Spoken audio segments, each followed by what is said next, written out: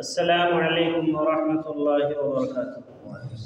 الحمد للہ رب العالمین والصلاة والسلام علی رسولہ الکریم وبعد۔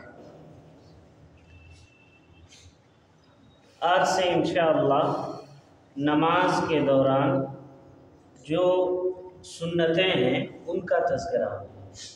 ان میں سے پہلے قولی سنتوں کا بیان ہوگا، مطلب کہ وہ الفاظ اور جملے، وہ اذکار اور دعائیں جو ہم نماز میں مختلف اوقات میں پڑھتے ہیں۔ یاد رہے یہ جس کتاب سے میں درس دے رہا ہوں یہ سنتوں کا تذکرہ اس میں ہے، اس لیے بعض وہ باتیں جو نماز کے ارکان میں سے ہیں، نماز کے شروع یا فرائض میں سے ہیں، اگر وہ چھوٹ جائیں تو اس کا یہ مطلب آپ بالکل نہ سمجھیں کہ یہ نماز میں ضروری نہیں ہے، کیونکہ یہ میں سنتوں کا تذکرہ ابھی چل رہا ہے۔ انشاءاللہ کبھی اور مکمل طریقے سے نماز کا طریقہ سکھایا جائے گا۔ تو اس تعلق سے سب سے پہلے دعائے استفتاح، جسے ہم اور آپ اکثر لوگ دعائے سنا کرتے ہیں، اس تعلق سے کئی روایات میں مختلف الفاظ موجود ہیں، جس کو جو یاد ہو صحیح اور ثابت اذکار میں سے کوئی بھی پڑھ سکتا ہے۔ ان میں سے بعض چھوٹی ہیں، بعض بڑی بھی ہیں۔ انہی میں سے ایک جو سب سے زیادہ مشہور ہوئی ہے لوگوں میں، سبحانک اللہم وبحمدک وتبارک اسمک وتعالی جدک ولا الہ غیرک۔ اے اللہ، یقیناً تیری ذات، یقیناً تو پاک ہے ہر طرح کی کمیوں سے، ہر طرح کے عیوب سے، اور ساری تعریفیں تیرے ہی لیے ہیں، اور تیرا نام بھی برکت والا ہے، اور تیری بزرگ وتعالی جدک، تیری بزرگی بہت عظیم ہے، بلند ہے، ولا الہ غیرک، اور تیرے سوا کوئی بھی سچا معبود نہیں ہے۔ اسی طرح سے ایک اور دعا جو بہت زیادہ لوگوں میں مشہور ہے، صحیح بخاری میں موجود ہے، اور یہ زیادہ بہتر ہوگی، اس میں بڑی پیاری دعا بھی ہے، بندہ رب تعالیٰ سے دعا کرتا ہے، وہ اللہم باعد بینی و بین خطایایا، یہ والی دعا ہے، وہ یاد ہوگی آپ لوگوں کو۔ میں اس کا یہاں پر مفہوم بتلاتا ہوں کہ اے اللہ، تو میرے اور میرے گناہوں کے درمیان میں بہت دوری کر دے، درمیان میں بہت دوری کر دے، اتنی دوری جس طرح سے تو نے مشرق اور مغرب میں کی۔ آگے ہے کہ اے اللہ، تو میرے گناہوں کو نقینی من الخطایا، اے اللہ تو مجھے گناہوں سے پاک صاف کر دے، جس طریقے سے سفید کپڑے سے داغ اور دھبے کو دھو کر پاک کر دیا جاتا ہے، صاف کر دیا جاتا ہے۔ پھر آگے ہے کہ اے اللہ، تو میرے گناہوں کو دھو دے پانی سے، برف سے اور اولوں سے۔ یہ بڑی پیاری دعا ہے، اسے آپ لوگ پڑھتے وقت کاش کہ یہ خیال رکھتے کہ آپ رب تعالیٰ سے کیا مانگ رہے ہیں، کیا کہہ رہے ہیں، تو یقیناً یہ دعائیں زیادہ اثر انداز ہوں گی انشاءاللہ۔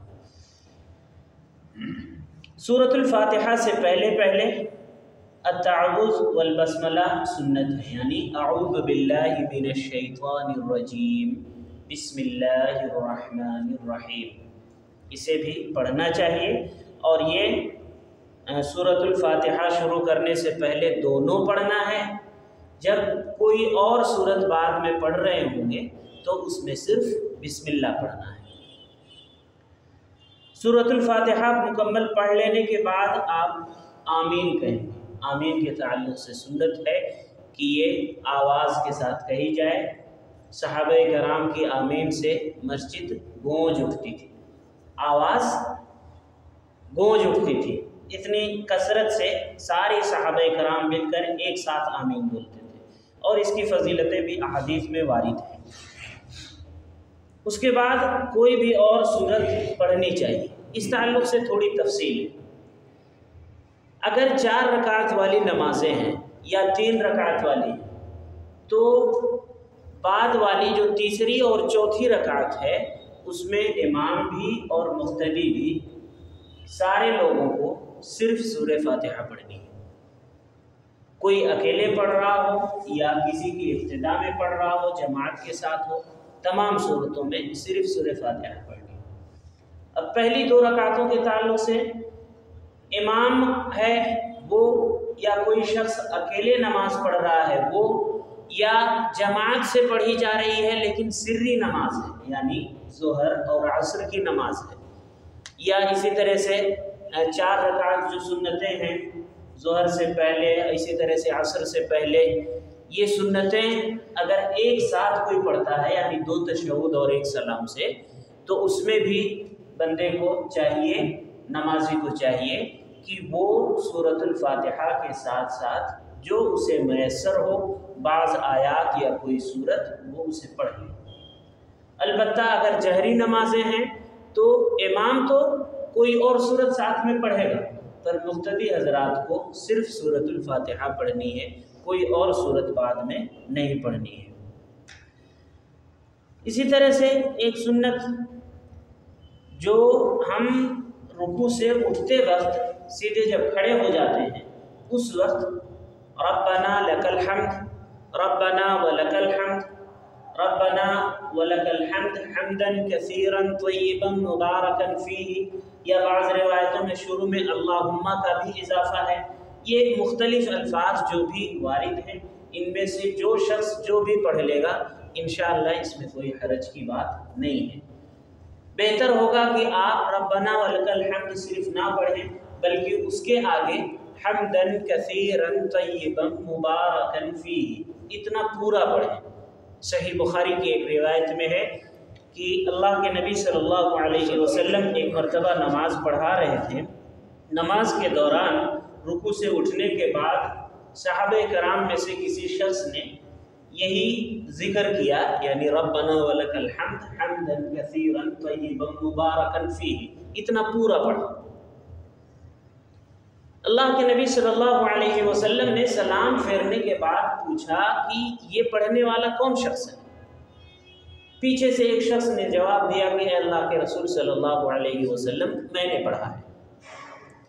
اللہ کے نبی صلی اللہ علیہ وسلم نے کہا کہ میں نے دیکھا 30 سے زیادہ فرشتے یہ آپس میں ایک دوسرے پر سبقت لے جانے کی کوشش کر رہے تھے کہ کون اس کے عمل کو پہلے لکھتا ہے۔ تو کیوں نہ ہم دنیاوی کام کاج کے جیسا اس دینی کام میں بھی، اس نیک کام میں بھی 1-2 سیکنڈ کا وقت زیادہ لگا دیں تاکہ ہمارے لیے بہت بڑے ثواب اور فائدے کا بات بن جائے۔ اس لیے بہتر ہے کہ یہ مکمل ذکر پڑھیں، صرف ربنا ولک الحمد پر اکتفا نہ کریں۔ البتہ صرف اتنا کہنا بھی جائز ہے، درست ہے، اس میں کوئی حرج نہیں۔ رکوع اور سجدے کے درمیان میں تسبیح بھی کہنی ہے، سبحان ربی الاعلی، اسی طرح سے سبحان ربی العظیم۔ اور سجدوں کے درمیان میں جب بیٹھیں گے تب اس وقت میں رب اغفر لی رب اغفر لی، یا اسی طرح سے اللہم اغفر لی وارحمنی واہدنی وعافنی وارزقنی، جو دعا جسے یاد ہو اپنی سہولت کے اعتبار سے وہ پڑھ سکتا ہے۔ آپ لوگوں سے ایک درخواست ہے کہ یہ دعائیں، یہ اذکار صحیح طریقے سے آپ پڑھنے کی کوشش کریں، صحیح الفاظ ادا کریں تاکہ دعاؤں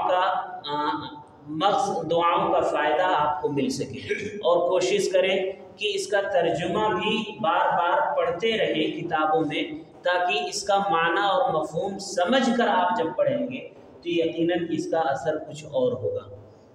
مثال دیتا ہوں، یہ جیسے سجدے کی جو تسبیح ہے وہ اکثر بہت سارے لوگ کیسے پڑھتے ہیں؟ سبحان ربی الاعلیٰ، سبحان ربی الاعلیٰ۔ ربی الاعلیٰ نہیں ہے، یہ اس کا کوئی معنی نہیں ہے، کوئی مطلب نہیں ہے۔ صحیح لفظ ہے ربی الاعلیٰ۔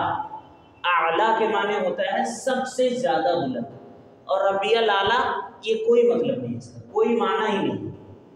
اس لیے آپ کوشش کریں کہ یہ اذکار اور یہ دعائیں جو نماز میں پڑھی جاتی ہیں یا مختلف اوقات میں پڑھی جاتی ہیں، ان کو آپ صحیح طریقے پر یاد کریں، صحیح طریقے سے سمجھیں اور صحیح الفاظ اور حروف کے ساتھ مکمل طور پر ادا کریں۔ اللہ تعالی ہم سبھی کو ان اچھی بھلی باتوں کو سمجھنے کی اور اس پر عمل کی توفیق دے۔